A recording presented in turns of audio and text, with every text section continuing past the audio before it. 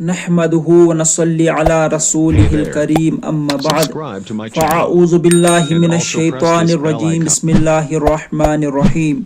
محترم حضرات، آج میں آپ حضرات کو بد زبان شوہر یا بیوی کا علاج کے علاج کا طریقہ بتلاتا ہوں۔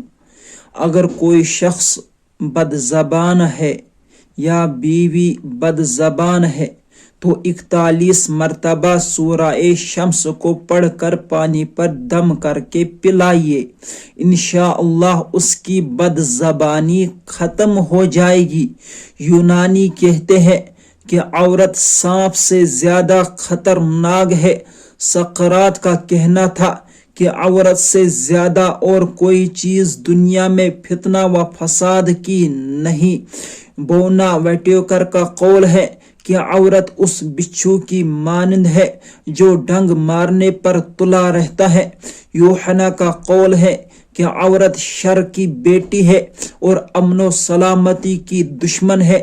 رومن کیتھولک فرقے کی تعلیمات کی روح سے عورت کلام مقدس کو چھو نہیں سکتی اور عورت کو گرجا گھر میں داخل ہونے کی اجازت نہیں۔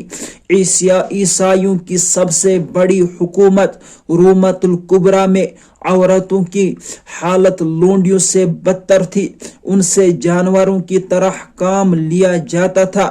یورپ کی بہادر ترین عورت جون آف آرک کو زندہ جلا دیا گیا تھا۔ دور جہالت کے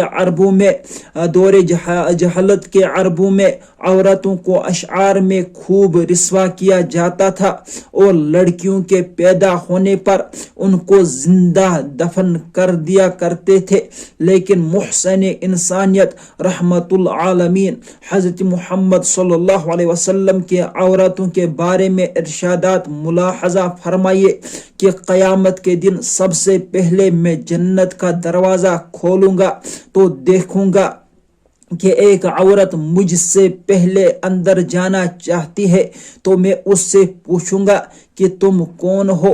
وہ کہے گی کہ میں ایک بیوہ عورت ہوں، میرے چند یتیم بچے ہیں۔ جس عورت نے اپنے رب کی اطاعت کی اور اپنے شوہر کا حق ادا کیا اور شوہر کی خوبیاں بیان کرتی ہے تو اس کے جان و مال میں خیانت نہیں کرتی، تو جنت میں اس عورت اور شہید کا ایک درجہ ہوگا۔ جو عورت ذی مرتبہ اور خوبصورت ہونے کے باوجود اپنے یتیم بچوں کی تربیت و پرورش کے خاطر نکاح نہ کرے تو نبی اکرم صلی اللہ علیہ وسلم نے فرمایا کہ وہ عورت قیامت کے دن میرے قریب مثل 2 انگلیوں کے برابر ہوگی۔